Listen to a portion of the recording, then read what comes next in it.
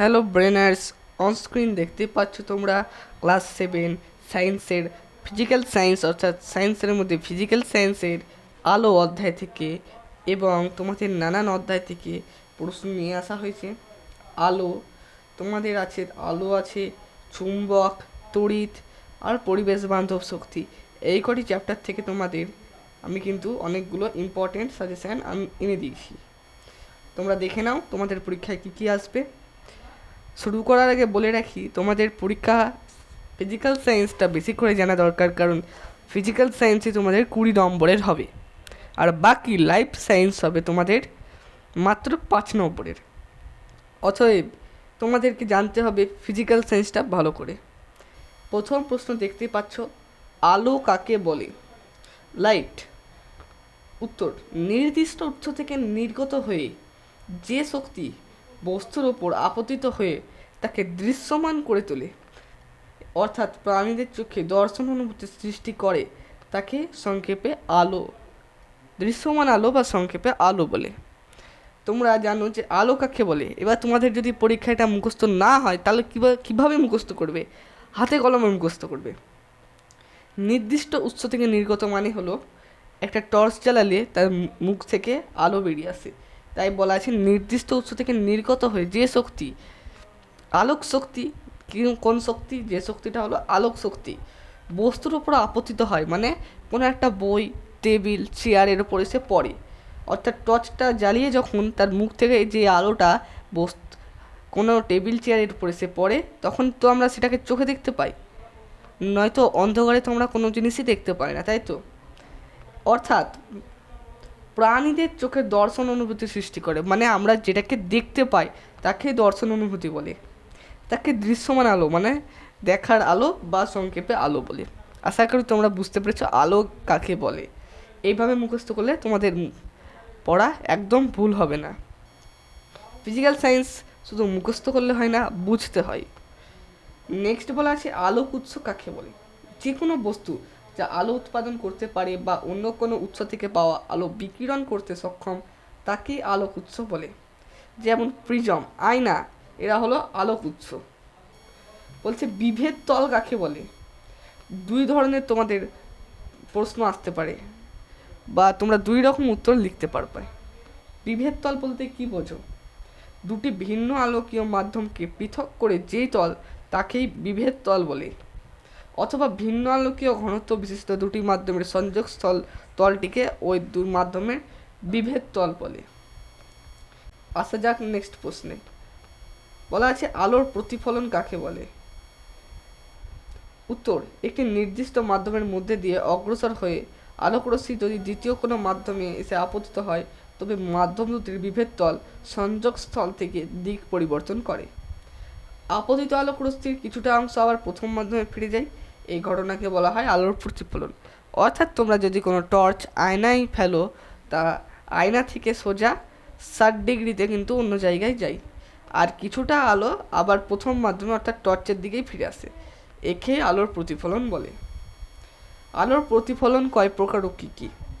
আলোর প্রতিফলন দুই প্রকার, নিয়মিত প্রতিফলন, বিক্ষিপ্ত প্রতিফলন। আলোর প্রতিফলনের সূত্রগুলি লেখো। উত্তর, আলোর প্রতিফলনের সূত্র হলো আপতিত রশ্মি, প্রতিফলিত রশ্মি ও আপতন বিন্দুতে প্রতিফলকের ওপর অঙ্কিত অভিলম্ব কোণ একই সমতলে থাকে, তাকে এটা হলো প্রথম সূত্র। আপতিত রশ্মি অর্থাৎ যে রশ্মি এসে কোনো একটা বস্তুর উপর পড়ে, প্রতিফলিত রশ্মি মানে যেটা আরেক দিকে ছড়িয়ে যায়। আপতিত রশ্মি আর প্রতিফলিত রশ্মির কোণ সর্বদা একই হয়। একটি সমতলে কোণ কিসের উপর থাকে? প্রতিফলকের উপর থাকে। তো নেক্সট বলা আছে আপতন কোণ প্রতিফলন কোণের মান সর্বদা সমান হয়। দ্বিতীয় সূত্রটি গ্রিক জ্যোতির্বিজ্ঞানী টলেমির দ্বারা আবিষ্কৃত হওয়ায় একে টলেমির সূত্রও বলা হয়। তোমাদের পরীক্ষায় দেয় যে টলেমির সূত্র কাকে বলে, তাহলে লিখে দিবে আপতন কোণ ও প্রতিফলন কোণের মান সর্বদা একই হয়, এই সূত্রটিকেই টলেমির সূত্র বলা হয়। পেরিস্কোপ কি? সরাসরি কোনো বস্তুকে দেখার পথে বাধা থাকলে দুটি সমান্তরাল দর্পণে আলোর ক্রমিক প্রতিফলন ঘটিয়ে বস্তুটিকে দেখার যে বিশেষ আলোকীয় ব্যবস্থা গঠন করা হয়, তাকে পেরিস্কোপ বলে। 8 নম্বর বলা আছে পার্শ্বীয় পরিবর্তন কাকে বলে। পার্শ্বীয় পরিবর্তন সমতল দর্পণে গঠিত কোনো বস্তুর পুরো প্রতিবিম্বটি বস্তুর সাপেক্ষে পাশাপাশি উল্টে যাওয়ার ঘটনাকে পার্শ্বীয় পরিবর্তন বলা হয়। যেমন আয়নার সামনে দাঁড়ালে বাম হাতটা ডান হাত ও ডান হাতটি বাম হাত বলে মনে হয়। তোমরা নিশ্চয়ই এটি জানো, তাই আর বুঝালাম না। পার্শ্বীয় পরিবর্তন কেন ঘটে এবার তোমাদের জানতে হবে। পার্শ্বীয় পরিবর্তন কারণ দর্পণ থেকে বস্তু ও তার প্রতিবিম্ব প্রতিটি বিন্দুর লম্ব দূরত্ব সমান হয়। এ কারণেই বস্তুর আকার প্রতিবিম্বের আকার এক থাকলেও প্রতিবিম্ব বস্তুর সাপেক্ষে পাশাপাশি উল্টে যায়, অর্থাৎ পার্শ্বীয় পরিবর্তন ঘটে। এইভাবে তোমরা পরীক্ষায় লিখলে 100% ফুল মার্কস পাবে। এটা আছে বর্ণালী কাকে বলে। এটা 2 নম্বরের কোশ্চেন। বর্ণালী কাকে বলে। বর্ণালী সাদা বা বহুবর্ণ আলো উপযুক্ত বিচ্ছুরকের মাধ্যমের মধ্য দিয়ে যাওয়ার ফলে উপাদান বর্ণে বিশ্লিষ্ট হয়ে যে রঙিন আলোকপটি গঠন করে তাকে বর্ণালী বলে। 11 নম্বর বলা আছে বর্ণালী কয় প্রকার ও কি কি। উত্তর প্রকারভেদ বর্ণালী 2 প্রকার, যথা বিশুদ্ধ বর্ণালী, অশুদ্ধ বর্ণালী। 12 নম্বর সংজ্ঞা লেখো বিশুদ্ধ বর্ণালী কাকে বলে। যে সকল ছাত্ররা এই চ্যানেলে নতুন আছো তারা অবশ্যই হোয়াটসঅ্যাপ গ্রুপে জয়েন করবে এবং চ্যানেলটিকে সাবস্ক্রাইব করে রাখবে। আগামী দিনে নানান সাজেশান আরও আসতে চলেছে 3rd ইউনিটের জন্য। তাই 3rd ইউনিট যেহেতু 70 নম্বরে, সেহেতু 70 পাওয়াটা তোমাদের খুব জরুরি। তাই অবশ্যই চ্যানেলটিকে সাবস্ক্রাইব করে রাখো এবং এরকম নানান সাজেশান পেয়ে যাও। এবং তোমাদের ছোট যারা ক্লাসে উঁচু ক্লাস 7, 8, 6 এদেরকেও একটু শেয়ার করো, কারণ 6 আর 8-এর সাজেশান আসতে চলেছে। তোমরা একটু বন্ধুদেরকে বেশি বেশি করে শেয়ার করে দাও যেন তারাও এগুলো জানতে পারে। সংজ্ঞা লেখো বিশুদ্ধ বর্ণালী, অশুদ্ধ বর্ণালী। বর্ণালী কয় প্রকার। 2 প্রকার, বিশুদ্ধ বর্ণালী, অশুদ্ধ বর্ণালী। বিশুদ্ধ বর্ণালী যে বর্ণালীতে প্রত্যেকটি বর্ণ আলাদা আলাদাভাবে স্পষ্ট দেখা যায় এবং এক বর্ণের আলো অন্য বর্ণের আলোর ওপর পড়ে না, তাকে বিশুদ্ধ বর্ণালী বা শুদ্ধ বর্ণালী বলে। উদাহরণ আলোকীয় গ্রেটিং, কম্প্যাক্ট ডিস্ক দ্বারা গঠিত বর্ণালী। অশুদ্ধ বর্ণালী যে বর্ণালীতে আলোর বর্ণগুলি একটির ওপর আরেকটি এসে পড়ে, বর্ণালীর 7টির রং পরিষ্কারভাবে দেখা যায় না, তাকে অশুদ্ধ বর্ণালী বলে। উদাহরণ রংধনু, প্রিজম দ্বারা গঠিত বর্ণালী। অদৃশ্য আলো বলতে কী বোঝো। এটা এখানে ভ্রাদৃশ্য আলো আছে, এটা অদৃশ্য আলো হবে। অদৃশ্য আলো সৌর বর্ণালীর পাল্লার মধ্যে থাকা যে বিকিরণ আমাদের চোখে দর্শন অনুভূতি সৃষ্টি করতে পারে না, তাদের অদৃশ্য বিকিরণ বা অদৃশ্য আলো বলা হয়। উদাহরণ এক্স রশ্মি, অতিবেগুনি রশ্মি, গামা রশ্মি। এক্স রশ্মি কাকে বলে তোমাদের এটা খুবই জানা দরকার। এক্স রশ্মি বা এক্স রে সাধারণত আলোক রশ্মির তুলনায় 100 গুণ ছোট তরঙ্গ দৈর্ঘ্যের বিশিষ্ট উচ্চতা বেদন ক্ষমতা সম্পূর্ণ অদৃশ্য বিকিরণকে এক্স রশ্মি বলা হয়। চুম্বক কাকে বলে। যে সকল বস্তু কয়েকটি পদার্থ যেমন লোহা, কবাল্ট, নিকেল ইত্যাদিকে আকর্ষণ করে এবং যে বস্তুগুলি দিকদর্শী ধর্ম দেখায়, অর্থাৎ কি দিক নির্ণয়, মানে কোনটা উত্তর দিক কোনটা পশ্চিম দিক এগুলো দেখায়, তাদেরই বলা হয় চুম্বক। চৌম্বক কিন্তু নয়। চুম্বকত্ব কাকে বলে। ভেরি ইম্পর্টেন্ট কোশ্চেন তোমাদের জন্য চলে এসেছে। যে ভৌত ধর্মের জন্য চুম্বক অন্য চুম্বকের বিপরীত মেরু বা কোনো চৌম্বক পদার্থকে আকর্ষণ করে অথবা দুটি চুম্বকের সমসরকে পরস্পরকে বিকর্ষণ করে, তাকেই চুম্বকত্ব বলা হয়। মনে রাখবে যত চুম্বককে বিকর্ষণ করবে তত চুম্বকের চৌম্বকত্ব ক্ষমতা কমে যাবে। তাই চুম্বককে শুধু শুধু বিকর্ষণ করে তার চৌম্বকত্ব ক্ষমতা করবে না, কমিয়ে দেবে না। ম্যাগনেটাইট কি, এর রাসায়নিক নাম কি। ম্যাগনেটাইট হলো চুম্বকীয় গুণসম্পন্ন বৈশিষ্ট্য বা এক ধরনের পাথর, যার রাসায়নিক নাম ফেরোসো-ফেরিক অক্সাইড Fe3O4। এখানে 2 আছে, এটা 4 হবে। এটি একটি প্রাকৃতিক চুম্বকের উদাহরণ। ম্যাগনেটাইটের অপর নাম প্রাকৃতিক চুম্বক।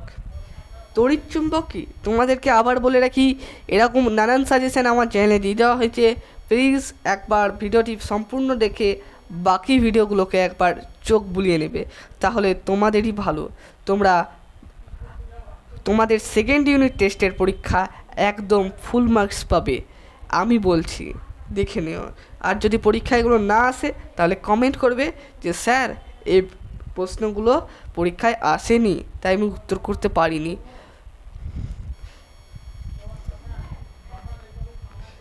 নেক্সট বলা আছে তড়িৎ চুম্বক কী?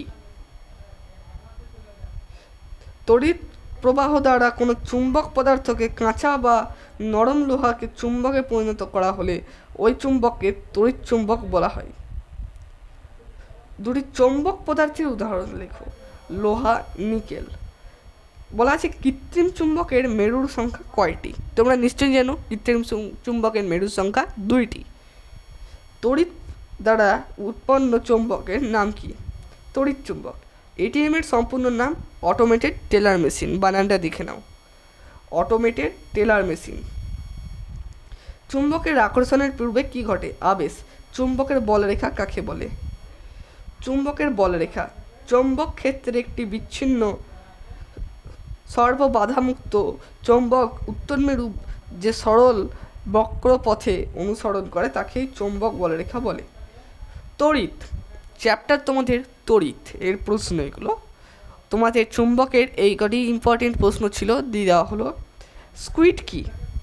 স্কুইড হলো এক ধরনের অমেরুদণ্ডী প্রাণী যাদের স্নায়ু কোষের ওপর গবেষণা সূত্রে 1930-এর দশকে স্নায়ুবিদ উত্তেজনা ও স্নায়ুবিক সংকেতের প্রাকৃতিক উদ্ঘাটিত হয়। বৈদ্যুতিক শক বলতে কি বোঝো? অর্থাৎ ইলেকট্রিক শক, শর্ট বলে না, ওটাকে শক বলবে, ঠিক আছে? তোমরা নিশ্চয় বলো কারেন্টে শর্ট মারবে, কিন্তু শর্ট বলে না, কারেন্টে শক দিবে।